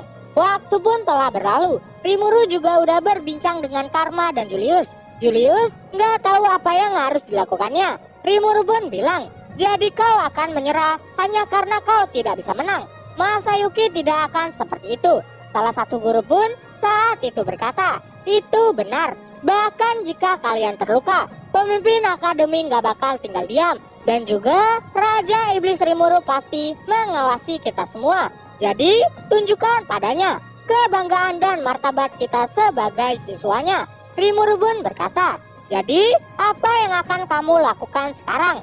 Karena kamulah pemimpinnya. Jadi putuskan semuanya. Julius pun bangkit dan berkata, aku akan menang kali ini. Rimuru pun bilang, Mari kita semua bekerja keras dan tunjukkan pada mereka kekuatan kita. Nah, semua orang pun berteriak dengan semangat. Pagi kelima pun telah tiba. Semua siswa mulai dikumpulkan kembali. William berkata kepada semuanya bahwa Satoru sebenarnya merupakan pemimpin dalam penelitian sihir yang berpura-pura menjadi siswa. Sebenarnya Tuan Satoru bisa menjadi guru, tapi dia menolak dan memilih jadi siswa untuk mengembangkan kekuatan kalian semua. Rimuru pun saat itu tersenyum. Semua siswa saat itu terkejut ketika mendengar bahwa Satoru adalah seorang pemimpin penelitian. Ya elah, belum lagi lu tahu kalau dia tuh Raja Iblis. Rimuru berkata, aku tahu, lebih baik kita menunggu bantuan dan menghindari masalah kali ini. Tapi setelah melihat semangat kalian, aku jadi ingin memenuhi harapan kalian dan meningkatkan kemampuan kalian. Pelatihan pun telah dimulai. Setelah memberikan arahan, Rimuru pun mulai meninggalkan murid berlatih dan kembali ke tenda. Di sana ada William. Rimuru pun kemudian meminta William untuk memberikan pengajaran sihir kepada para siswa dan mulai mengawasi pelatihan mereka. William pun saat itu mematuhi perintah Rimuru. Semua guru juga akan berusaha memenuhi harapan dari Rimuru. Saat itu salah satu guru bertanya, bagaimana jika seandainya ada kebocoran informasi?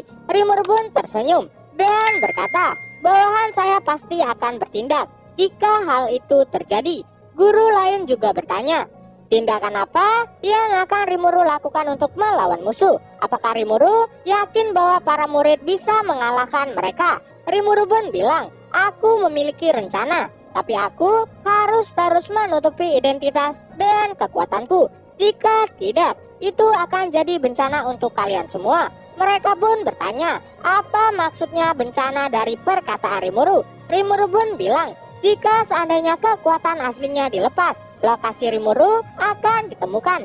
Dan saat itu, semua orang bermasalah pasti akan datang kemari. Yang dimaksud Rimuru orang-orang bermasalah di sini yaitu Milim dan para bawahan Rimuru.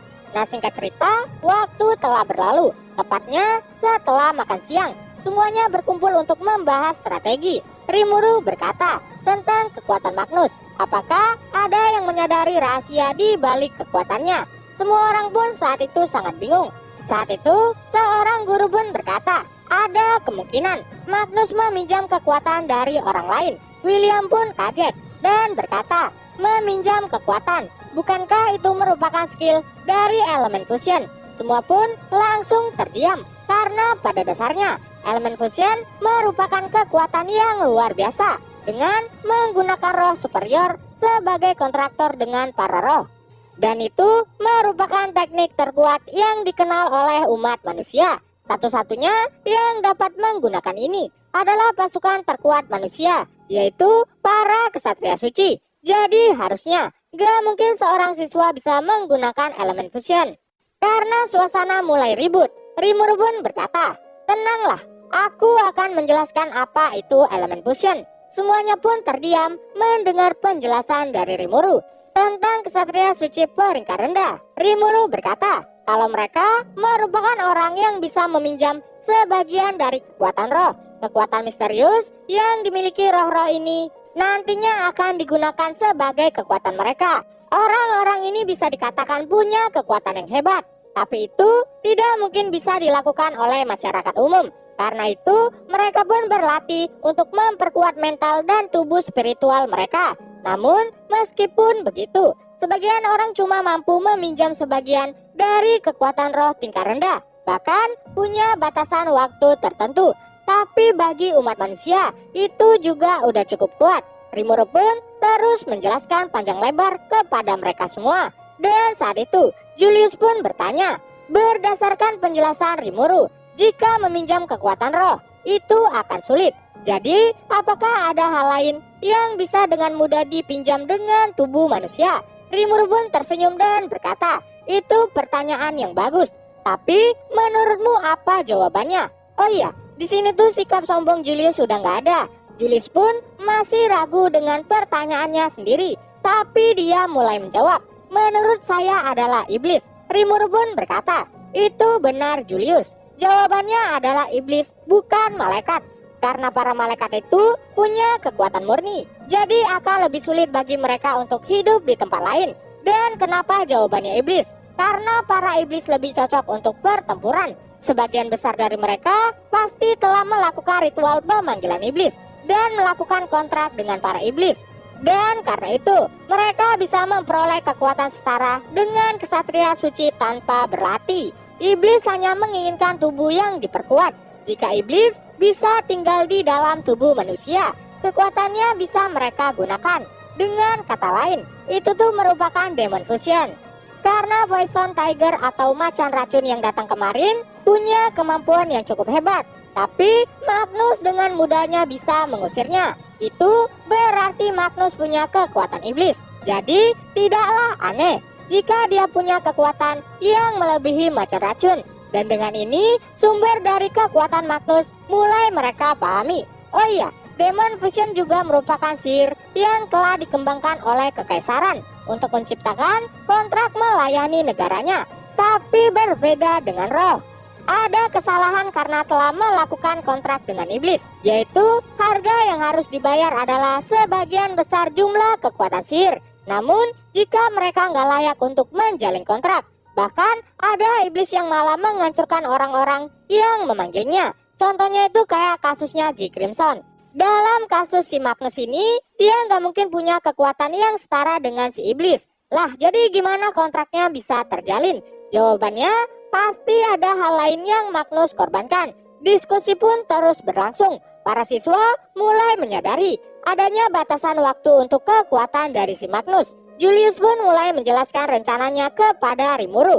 Mereka percaya akan mendapatkan kemenangan. Tapi Ciel saat itu berkata, tidak ada gunanya. Rencana mereka punya tingkat keberhasilan 0%. Jika Magnus langsung serius, dalam 10 detik, semua orang di baris depan akan langsung terbunuh. Daripada melakukan rencana bodoh itu, kenapa mereka nggak berpikir menjinakkan macan racun aja? Ciel juga bilang kepada Rimuru, bukannya Rimuru telah mengirim Laples ke sini untuk menyelesaikan masalah dengan pemilik pulau.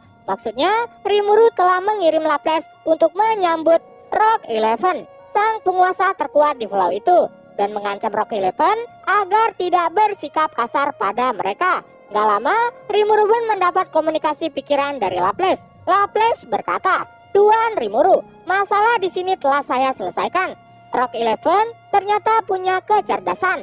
Namun, akhirnya dia pun menerima permintaan saya. Rimuru pun bertanya, apa yang udah Laples bilang kepadanya? Apakah dia benar-benar setuju dengan perkataan Laples? Laples pun bilang, dirinya telah membuat Rock Eleven mengerti kehebatan kekuatan dari Laples. Laples pun sudah mengajari beberapa hal lain kepadanya. Dan saat ini, dia udah memperoleh cukup banyak pengetahuan. Rimuru pun kemudian berkata, jadi, bisakah Laples memerintahkan semua monster di pulau ini untuk berhenti menyerang para manusia? Laples pun berkata, itu sangat mudah tuanku. Mereka saat ini sudah seperti bawahanku. Dan mereka semua pasti akan mendengarkan apa yang saya katakan. Rimuru pun bilang, kerja bagus. Sekarang tunggulah aku menyelesaikan masalah di sini. Pembicaraan mereka pun berakhir. Nah, singkat cerita, semuanya pun bertanya, apa yang harus mereka lakukan? Rimuru saat itu berkata, macan racun. Semuanya pun kaget, karena nggak mungkin mereka bisa menangkap si macan racun. Marcia pun saat itu berkata, tapi bukankah macan racun itu lebih lemah daripada si Magnus? Jadi, dia cocok sebagai bahan latihan untuk menilai kerja sama dari tim kita. Semua pun pada awalnya menolak, tapi Marcia berkata, ada kemungkinan dia bisa mengendalikan monster itu. Ciel pun berkata, akhirnya ada seseorang siswa yang bisa mengerti apa keinginan tuanku. Rimuru pun tersenyum dan berkata, iya, itu adalah rencana baru kita. Dan mulai memberikan penjelasan. Semua orang pun menjadi sangat kagum dan menghormati Rimuru. Waktu berlalu, dan pada malam hari ke-6, mereka pun mulai beraksi. Dengan memancing macan racun, dia pun akhirnya muncul. Dan anehnya, si macan racun malah kayak monster jinak. Sepertinya perkataan Laples itu benar. Para siswa pun pada akhirnya mulai menangkap monster itu dan berhasil. Dan persiapan mereka kini telah selesai. Sekarang sudah waktunya untuk mengakhiri hal-hal dengan Magnus. Scene pun kemudian berpindah, menampilkan Diablo dan Zoe. Zoe telah membuat beberapa cloning dan mengirim mereka ke masing-masing wilayah. Perintah Rimuru kepada mereka untuk menghapus korupsi dari akademi. Jadi mereka pun menyelidikinya. Dan pagi itu, Moss telah menghubungi mereka dan memberitahu perubahan situasi. Dan setelah itu, Zoe dan Diablo menuju ke Kaisaran Persatuan Aliansi Nazca. Diablo pun mulai memasuki Akademi Investigasi Sihir dan Sains. Sedangkan Zoe mulai mengumpulkan informasi di wilayah Kekaisaran. Sebenarnya Zoe tuh nggak mau biarin Diablo sendirian. Mereka juga udah berdebat karena takutnya Diablo malah membantai anak orang. Tapi pada akhirnya Diablo pun diizinkan pergi sendirian dengan janji tidak boleh membunuh. Nah, singkat cerita, Diablo pun mulai bertemu dengan penanggung jawab di Akademi Sihir dan Sains yang bernama Godama Silver. Godama bertanya, "Ada apa Tuan Diablo kemari? Saya telah mendengar dirimu adalah tangan kanan yang paling dihargai dari semua bawahan Raja Iblis Rimuru." Diablo pun tertawa. Di sini Diablo menyadari kenapa sebelumnya ada orang yang datang sambil membawa senjata. Diablo mengerti kenapa mereka merasa takut. Tapi bagi Diablo, memegang senjata berarti bertekad untuk bertarung. Dan seolah mereka yakin bisa mengalahkan Diablo. Dan senjata yang disamarkan itu tidak mungkin bisa menipu Diablo. Tapi Diablo masih diam aja karena belum tahu apa motif mereka. Diablo pun berkata, "Kufufufu, aku hanya ingin menyapamu karena berkat dirimu siswa telah berkembang." Godama berkata, "Itu suatu kehormatan. Jadi apa tujuan Tuan Diablo yang lain kemari?" Diablo pun saat itu langsung menyinggung masalah keuangan secara terang-terangan. Godama mulai mengakuinya, tapi dia masih tenang. Karena secara fakta, para bangsawan Ingrasia sendiri yang telah menawarkan dana untuk penelitian. Diablo pun sudah memeriksa data investigasi dan tahu bahwa Godama tidak menderita karena kekurangan dana. Diablo berkata, "Kita akan membicarakannya di lain waktu," sambil memeriksa Godama dengan mata iblisnya.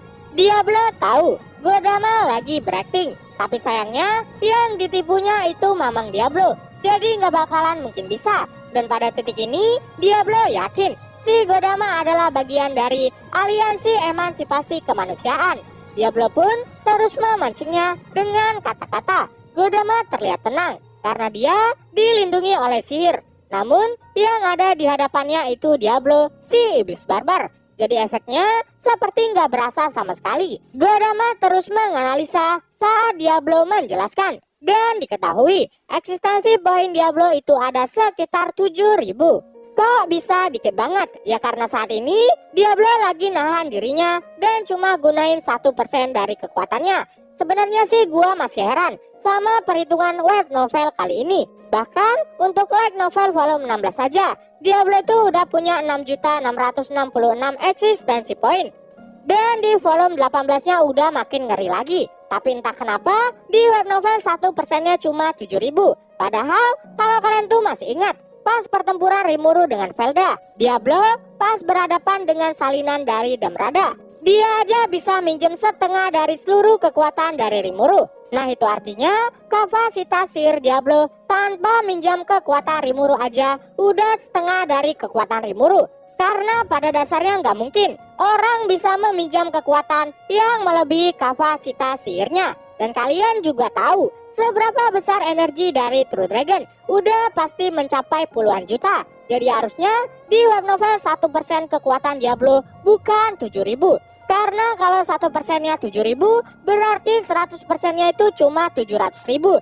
Jadi ini benar-benar gak mungkin. Tapi ya udahlah, daripada kita pusing mikirinnya, mending kita lanjut aja. Godama tenang melihat energi Diablo cuma 7.000. Karena di masa lalu mereka berhasil berkali-kali menjebak iblis dengan eksistensi poin 10.000. Yang artinya Godama yakin Diablo nggak terlalu kuat.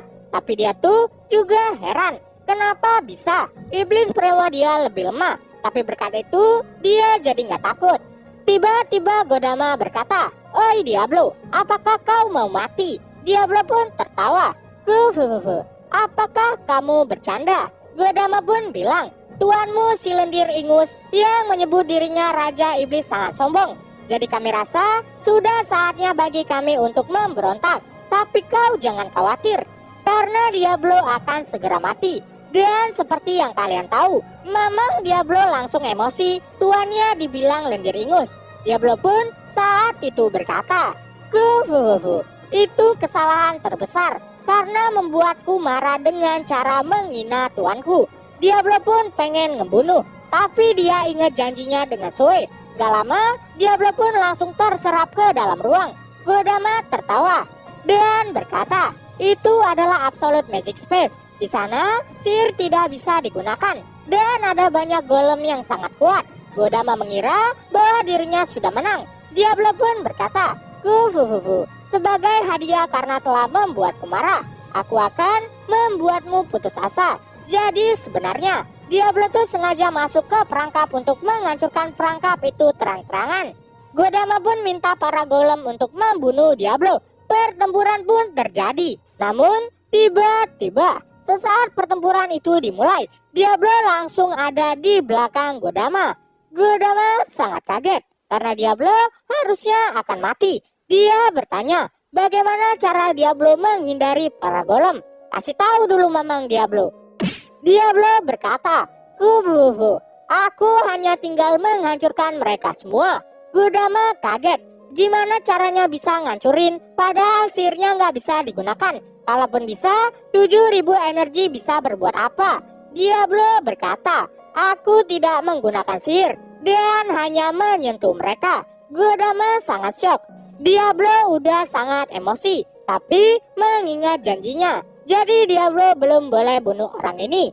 Diablo pun kemudian memutuskan untuk mendengarkan penjelasan lebih lanjut. Godama menyadari kesalahannya karena telah menjadikan Diablo sebagai lawan. Mitos itu ternyata benar. Diablo bukanlah lawan yang bisa disentuh. Godama pun diliputi ketakutan, tapi semuanya sudah terlambat.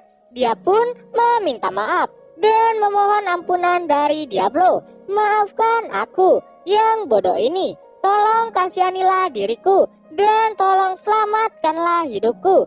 Diablo pun bilang kalau Godama nggak bakal dibunuh. Godama menjadi lega, tapi Diablo berkata, benarkah sihir nggak bisa digunakan di sini? Aku akan menguji tempat buatanmu. Tiba-tiba lingkaran sihir muncul di depan Diablo. Padahal mereka saat itu lagi ada di tempat di mana sihir nggak bisa digunakan. Godama menyadari Diablo bukanlah makhluk yang normal. Dari lingkaran sihir itu, Diablo tiba-tiba memanggil serangga dari dunia iblis dan berniat menyiksa Godama. Meski Godama terus meminta maaf, Diablo tetap menyiksanya dengan serangga iblis yang mirip Lipan itu. Scene pun kemudian berpindah, menampilkan Rimuru dan yang lain. Mereka terus berdiskusi apakah mereka benar-benar bisa menang melawan pasukan musuh. Dan bagi Rimuru, organisasi Aliansi Emansipasi Kemanusiaan menginginkan kematian karena telah menjadikan Rimuru sebagai lawannya.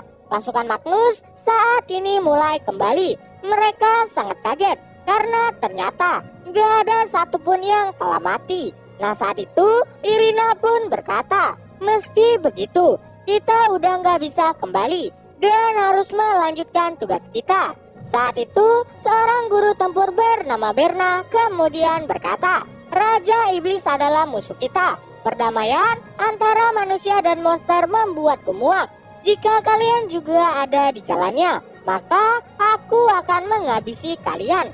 Mereka terus memancing Julius agar ada di pihak mereka. Meskipun Julius gak pernah tahu kesan baik dari Rimuru, Julius tetap bilang, tutup mulutmu. Pengecut sepertimu aku patuhi. Jangan bodoh. Memang benar, Raja Iblis Rimuru tidak adil dan hanya melakukan apa yang dia inginkan. Namun kalian harus tahu, Raja Iblis Rimuru telah memberikan kesempatan untuk hidup berdampingan. Dan dia telah berbaik hati tidak menghancurkan umat manusia. Pertarungan pun terjadi. Berna menghantamkan pedangnya ke arah Julius. Namun tiba-tiba pedang itu dihentikan dengan kemunculan macan racun di pihak Julius. Melihat itu, Clark pun langsung membantu Berna. Di sisi lain, Irina dan Rosari yang ada di pihak musuh juga telah mengaktifkan sihirnya dan mencoba melemahkan macan racun, tapi nggak mempan karena sihir para siswa yang ada pada macan racun lebih kuat. Mereka pun sangat terkejut. Saat itu Marsha berkata, "Kita bisa melakukan ini dan ayo kita selesaikan semua." Para siswa pun semakin bangkit setelah mendengar teriakan itu. Irina berkata, "Ini yang terakhir. Apa kalian benar-benar gak mau bergabung dengan kami?" Marsha menolaknya. Irina pun kemudian bilang, "Aku memang telah gagal sebagai guru dan juga peneliti. Tapi aku tidak akan pernah bisa memaafkan Raja Iblis Rimuru. Kami sadar, kami tidak akan bisa mengalahkannya. Tapi tetap saja, aku ingin memukul wajahnya sekali saja." Irina pun mulai menjadi serius. Begitu juga Rosari. Saat itu, kekuatan mereka telah melampaui batas manusia. Di sisi lain, menurut analisa, kekuatan dari Verna dan Clad memiliki iblis besar di dalamnya. Semuanya pun masuk dalam pertempuran. 4 guru rank A melawan Irina, siswa lain melawan Rosari. Di sisi lain, Verna dan Clad cukup kesulitan menghadapi macan racun dan Julius, serta Karma melawan Magnus. Pertempuran terjadi di mana-mana. Di sini juga terungkap, ternyata si Magnus adalah kerabat dari Kaisar Rudra. Dan karena Kaisar Rudra tidak punya ahli waris, harusnya Magnus inilah yang akan menjadi kaisar.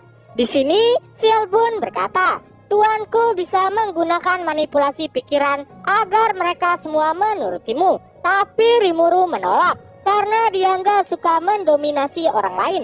Magnus pun bilang, "Aku juga tidak percaya kami bisa menang melawan salah satu yang terkuat di Oktagram. Namun aku tidak bisa memaafkannya." Magnus sudah nggak bisa dibujuk. Tiba-tiba ada yang aneh dari Magnus. Ciel berkata bahwa energi mental Magnus telah menurun dan energi iblisnya saat ini telah meningkat secara drastis.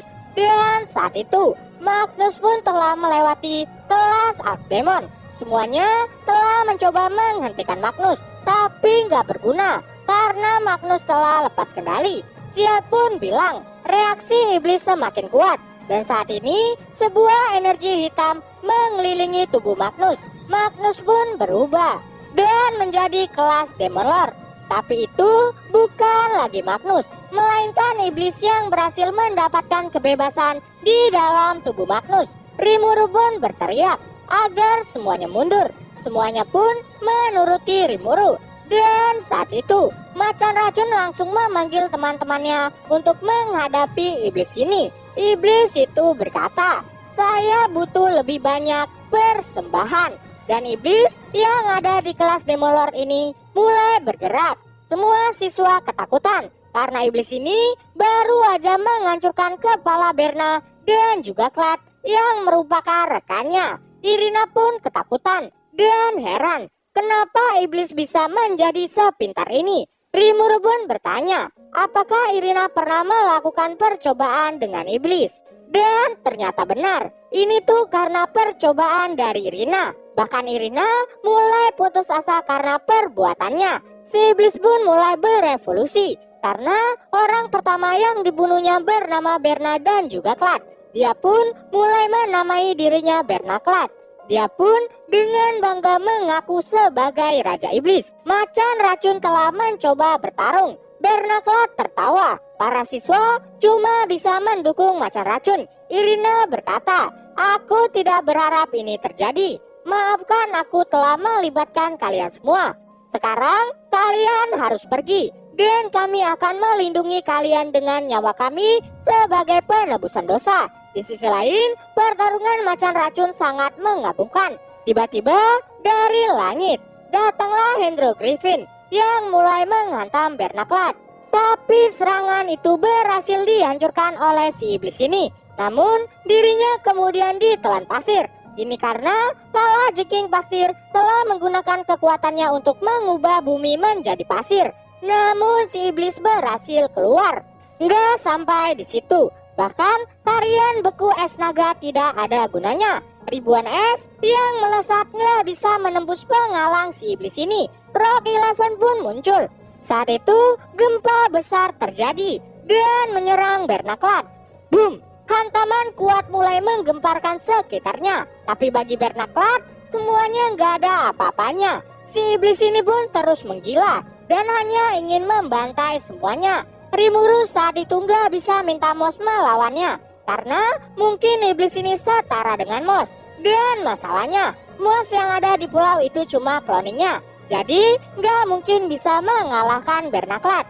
Di sini, Rimuru juga mendapat panggilan dari Laples yang berkata, "Tuanku, haruskah saya membantai iblis itu?" Tapi Rimuru gak menerima saran itu karena dia juga mau menyelamatkan si Magnus. Rimuru pun langsung maju. Semua orang kaget. Irina sangat panik karena dia gak mau ada lagi yang terbunuh. Rimuru tertawa dan sangat emosi. Ini karena si iblis yang bernama Bernaklat berkata ingin memakan para muridnya. Rimuru sangat marah dan bilang, "Moss, aku akan menghadapi iblis itu. Dirimu sembuhkan Rock Eleven dan yang lain." Moss membungkuk lalu menghilang. Rimuru berkata kepada Laples dan Tiar. Mereka pun seketika muncul di hadapan Rimuru dan berlutut.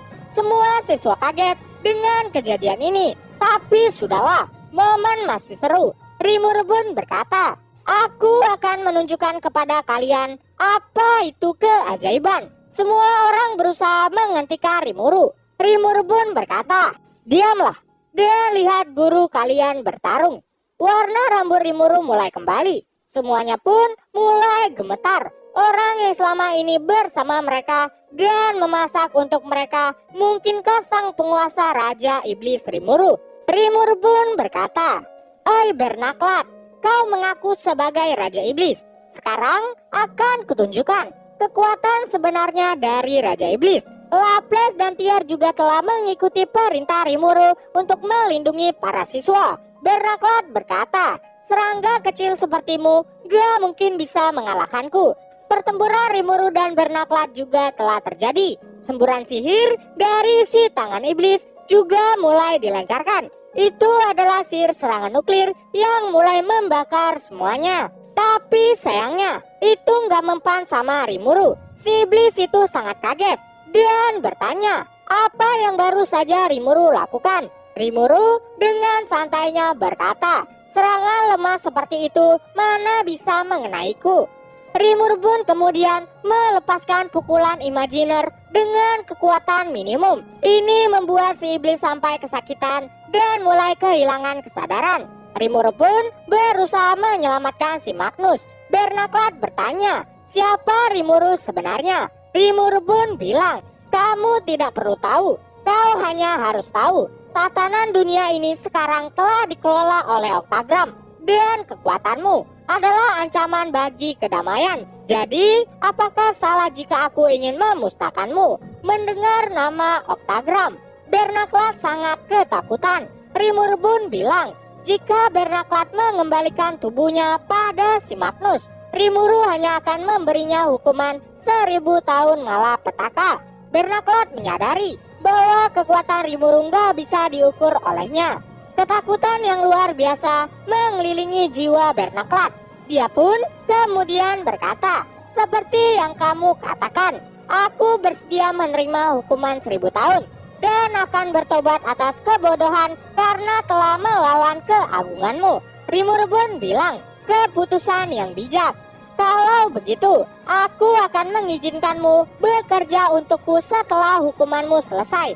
Dan pergilah." Saat itu, Bernaklat pun menghilang. Magnus pun mulai kembali, tapi belum sadarkan diri. Semuanya pun sudah berakhir sekarang. Rimuru berkata kepada para siswa, "Apakah kalian telah melihat kekuatanku?" Semuanya pun mengangguk. Gak lama datanglah Diablo dengan menggunakan pesawat. Semuanya merasa ketakutan. Setelah itu, mereka makin kaget lagi bahwa Satoru adalah Raja Iblis Rimuru. Bahkan para siswa sangat histeris. Di sini Diablo juga bilang, kali ini dia nggak ngebunuh musuh Rimuru dan hanya menyiksanya. Rimuru pun bilang, jadi si Godama mau diapakan? Diablo pun bilang kalau dia berencana untuk menempatkan Godama di kota labirin Traini. Diablo juga bilang dia punya hadiah untuk Rimuru dan memberikan golem yang telah dihancurkannya. Rimuru pun bilang, aku tidak menginginkan itu. Mana mungkin aku tertarik dengan hal semacam itu. Diablo dengan wajah yang mau menangis berkata, saya minta maaf tuanku. Kalau begitu, benda bodoh ini aku buang saja. Irina yang melihat Rimuru berkata, cih, bunuh saja aku. Melihat ketidaksopanan itu, Diablo langsung bergerak untuk membunuh dirinya. Tapi Rimuru menghentikannya. Percakapan panjang pun terjadi. Sampai Rimuru pun membahas tentang Shinji. Irina kaget dan berkata, apa benar dia dan teman-temannya masih hidup? Rimuru pun bilang, kau bisa melihat mereka sendiri dengan satu syarat, yaitu Irina juga harus bekerja sebagai penelitinya. Dan jika Irina menolak, dia akan dikenakan hukuman 100 tahun. Irina pun saat itu berkata, aku akan bekerja untukmu. Lagi pula, aku telah melihat dirimu melindungi para siswa. Aku bahkan sekarang tidak berpikir kau Raja Iblis yang mempermainkan hati orang lain. Rimuru pun tersenyum dan berkata, akhirnya kau mengerti juga. Mungkin kita akan membahasnya dengan Shinji lain kali. Irina berkata, aku akan bersumpah setia kepada dirimu. Tapi tolong jangan bicarakan dengan mereka tentang kejadian hari ini. Rimuru pun setuju. Kasus Irina telah selesai. Sekarang giliran Magnus. Magnus berkata, Tuan Raja Iblis Rimuru, saya tidak peduli apa yang akan terjadi pada saya. Tapi bisakah kamu memaafkan Rosari atas kejahatannya? Saat itu datanglah dua orang. Rimuru pun memberikan izin. Itu adalah Julius dan Karma. Karma berlutut dan berkata, Tuan Rimuru, tolong maafkan Magnus. Bahkan Julius juga berlutut. Rimuru tertawa dan senang. Para siswanya mau berbagi tanggung jawab. Rimuru bilang, kalian semua bisa saling membantu mulai sekarang. Jika salah satu dari kalian menempuh jalan yang salah lagi, hentikanlah dia. Kalian telah menjadi muridku, jadi aku akan memaafkan kalian semua. Kenapa? Di sini Rimuru nggak bilang gini aja.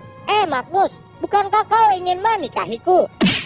Waktu pun telah berlalu. Semua kasus telah selesai. Nantinya Julius, Magnus, Karma, dan yang lainnya akan menjadi pejuang legendaris yang namanya tercatat dalam sejarah sebagai orang-orang yang pernah dilatih oleh sang Raja Iblis Rimuru.